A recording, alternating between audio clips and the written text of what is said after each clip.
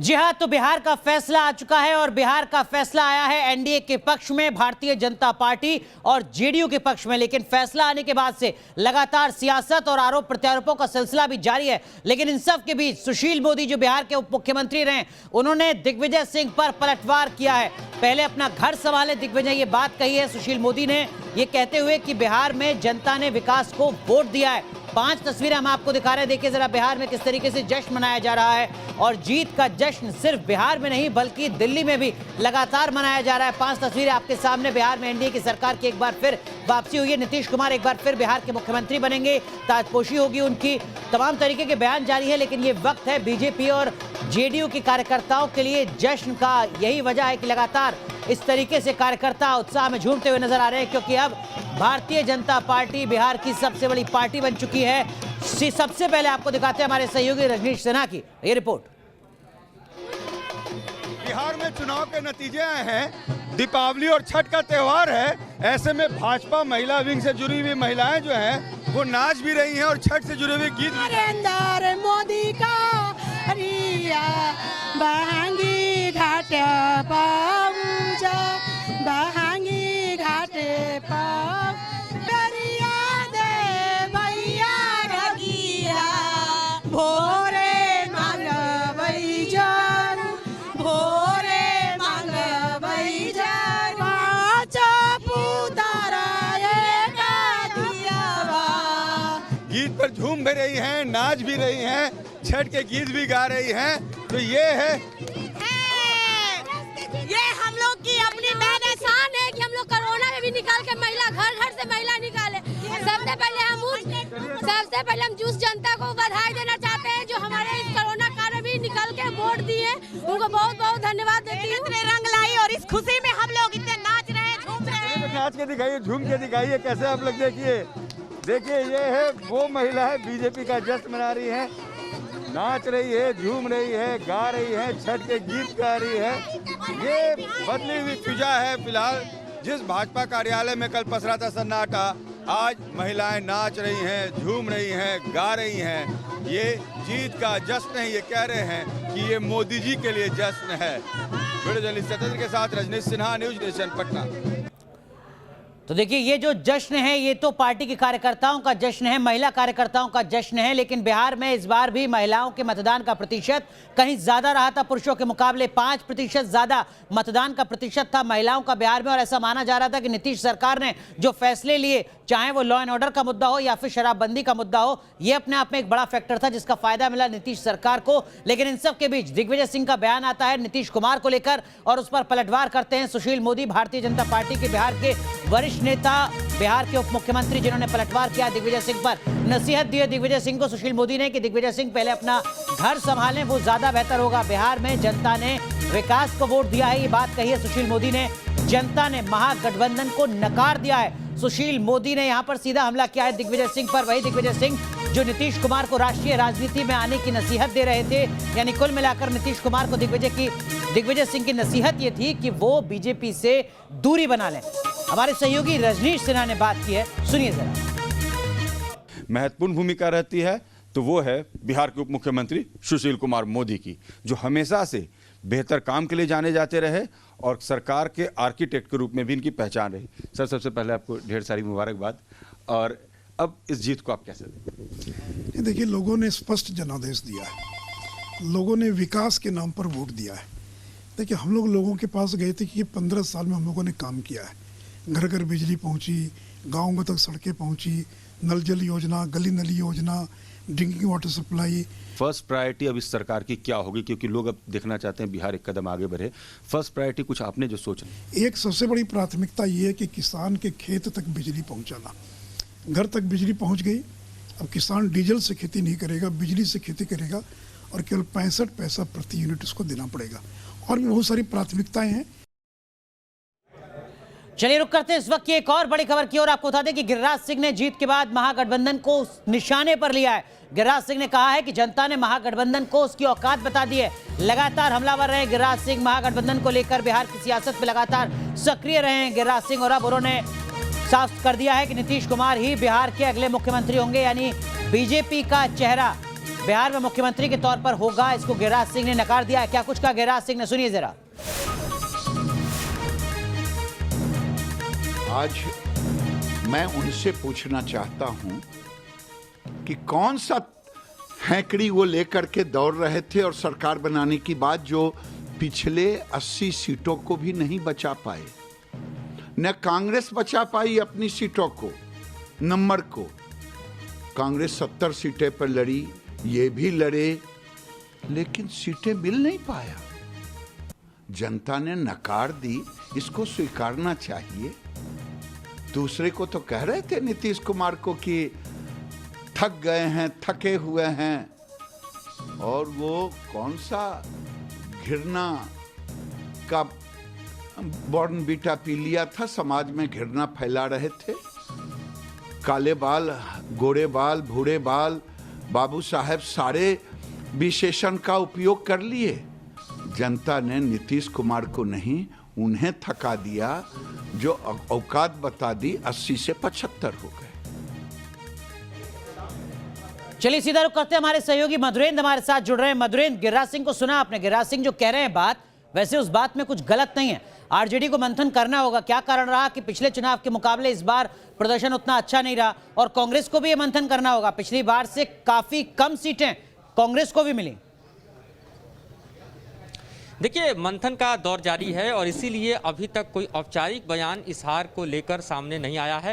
मंथन जिन मुद्दों पर हो रहा है उसमें साफ तौर पर देखा जा रहा है कि जिन इलाकों से सर्वाधिक उम्मीद थी वो इलाके आखिर क्यों बैड परफॉर्मेंस के चलते इस वक्त हार का कारण बन गए। खासतौर पर देखिए सीमांचल का इलाका, जहां पर 5 सीटें एआईएम ने जीती है, वहां करीब करीब 5 से 10 सीटें ऐसी हैं जहां पर आरजेडी के लिए डैमेजिंग फैक्टर भी वो साबित हुई है। तो ऐसे पॉकेट्स देखे जा रहे हैं जो कि नंबर को घटाने में बेहद महत्वपूर्ण भूमिका निभाए। मधुरेंद्र, आपने सीमांचल का जिक्र किया, माफ कीजिएगा आपको रोक रहा हूं। क्या आरजेडी इस बात को समझ पा रही है कि असदुद्दीन ओवैसी वोट कटवा साबित हुए हैं आरजेडी के लिए, महागठबंधन के लिए? देखिए, बिल्कुल बिल्कुल बिल्कुल इसको तो 100% जो है वो कहीं ना कहीं आरजेडी समझ रही है कि वोट कटवा साबित हुए और इनको बड़ा डेंट लगाया। क्योंकि एमवाई का समीकरण जो है वो सबसे स्ट्रॉन्ग समीकरण माना जाता है और उसको सबसे बड़ा डेंट कहीं ना कहीं सीमांचल जैसे इलाके में अगर किसी ने लगाया तो एआईएम ने लगाया।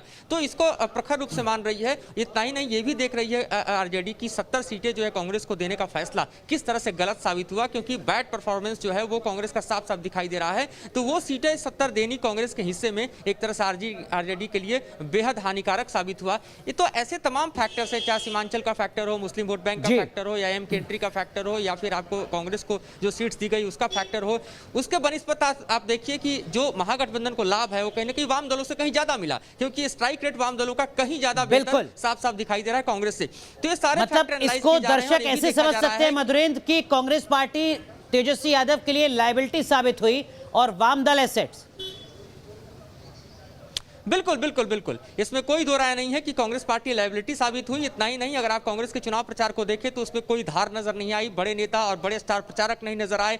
पूरा का पूरा महागठबंधन एक तरह से तेजस्वी यादव लीड कर रहे थे। सर्वाधिक रैलियां उन्होंने की, अपने दम पर, अपने चेहरे पर उन्होंने जो कुछ जुटाया वो कहीं ना कहीं एनडीए से महज 10 सीटें कम है। तो ये साफ तौर पर दिखाई दे रहा है कि जो परफॉर्मेंस में चूक हुई है वो महागठबंधन के पूरे ही फॉर्मेट में हुई है। उसका फॉर्मेट जो है वो एक तरह से अपने आप में बेहद फ्रेजाइल था, जिसने बहुमत के अंकगणित से पीछे छोड़ दिया महागठबंधन को। और दूसरी तरफ जो कोर वोट बैंक है उसमें जिस तरह का सेंध एआईएम जैसी पार्टियों ने लगाया वो कहीं ना कहीं हानिकारक था। दूसरी तरफ पप्पू यादव की पार्टी ने कहीं ना कहीं यादव वोट बैंक में जो सेंध लगाया वो हानिकारक था। तो इस तरह के जो तमाम फैक्टर्स हैं उसका एनालिसिस जारी है। शायद उसके बाद एक औपचारिक बयान सामने आया आरजेडी का, तब कहीं तेजस्वी निकल कर आए और बताएं कि हार के कारण क्या रहे। फिलहाल तो आइए देखिए कि कल से लेकर अभी तक जो ठीकरा ईवीएम पर फोड़ा जा रहा था वो एक ऐसी औपचारिकता बन गई है जो हर हार के बाद विपक्ष करता है। बिल्कुल बिल्कुल मधुरेंद्र, आप नजर बनाए रखिए, आगे भी आपका रुख करेंगे किस तरीके से आरजेडी की तरफ से मंथन के बाद बात सामने आती है ये हम दिखाएंगे। लेकिन आपको बता दें कांग्रेस की तरफ से अभी भी जो हार का ठीकरा है वो काउंटिंग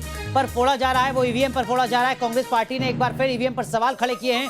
कल दोपहर में सबसे पहले कांग्रेस के नेता उदित राज ने ईवीएम पर सवाल खड़ा किया है और अब कांग्रेस पार्टी की तरफ से ये लाइन ले ली गई है। ये कहा गया है कि अगर काउंटिंग सही तरीके से होती तो कांग्रेस की जीत तय थी।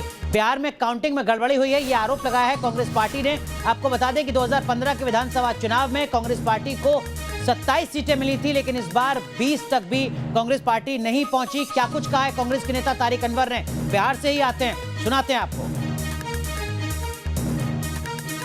मैं समझता हूँ कि जो बिहार का मूड था आम जनता का, ख़ास तौर पर यूथ का, या तो हम उसको ठीक ढंग से एक्सप्लॉइट नहीं कर पाए, और दूसरा मैं समझता हूँ कि थोड़ा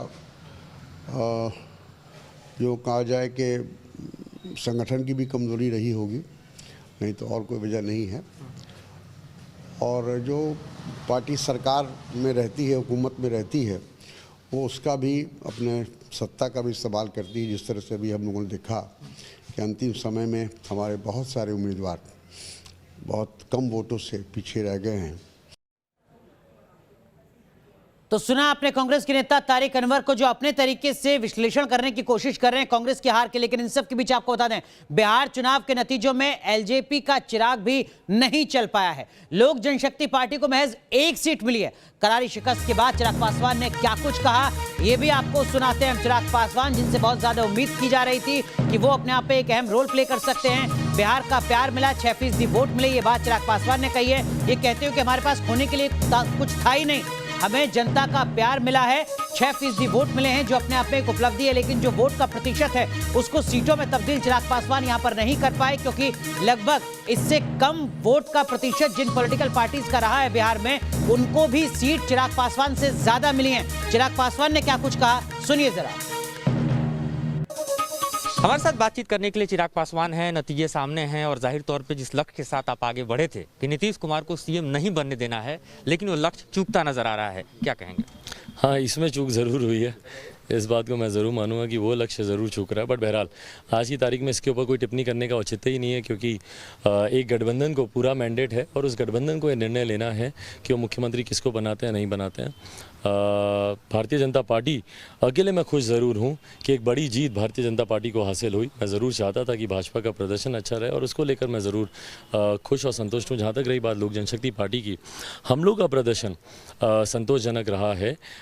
मत प्रतिशत में जिस तरीके से हम लोग की वृद्धि हुई, हाँ, इलेक्टोरल पॉलिटिक्स में सीटों की संख्या ज़रूर मायने रखती है, उसमें ज़रूर हम लोग की 1 सीट आई।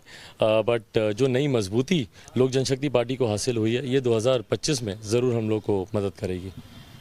तो चिराग पासवान को उम्मीद है 2025 में उनकी पार्टी जरूर कोई चमत्कार करेगी चुनाव के लिहाज से। लेकिन वहीं दूसरी तरफ बिहार के पूर्व मुख्यमंत्री और हम पार्टी के अध्यक्ष जीतन राम मांझी का बयान भी सामने आया। उन्होंने कहा कि उन्हें पहले से भरोसा था कि बिहार में फिर से एनडीए की सरकार बनेगी। क्या कुछ जीतन राम मांझी कह रहे हैं, ये भी आपको सुनाते हैं। जनता हम लोगों के कार्य को समझा, और नीतीश कुमार जी और नरेंद्र मोदी जी का जो ज्वाइंट एफर्ट्स रहा जनता के काम के लिए, उसके आधार पर उन लोगों ने वोट किया, हम लोग जीते हैं। इसमें हमारा कोई ज़्यादा श्रेय है सो मैं नहीं कर सकता। हाँ, ये है कि जनता की सेवा जो कम विधायक रहने पर भी, ना विधायक रहने पर भी जो हम करते रहे, उसका भी कुछ फल है। और नीतीश कुमार जो पहले हम लोगों के साथी रहे हैं, उनके साथ काम किया है। मतभेद हो सकता था, मनभेद नहीं हुआ था। यही कारण है कि हम लोग एक साथ मिले हैं, आज भी काम कर रहे हैं, आगे भी करेंगे। चलिए, तो सुना आपने जीतन राम मांझी को, वो कह रहे हैं कि मतभेद कभी नहीं रहा, मतभेद हो सकता है, मनभेद कभी नहीं रहा। रुक रहे हैं यहाँ पर कुछ देर के लिए, तुरंत हाजिर होते हैं।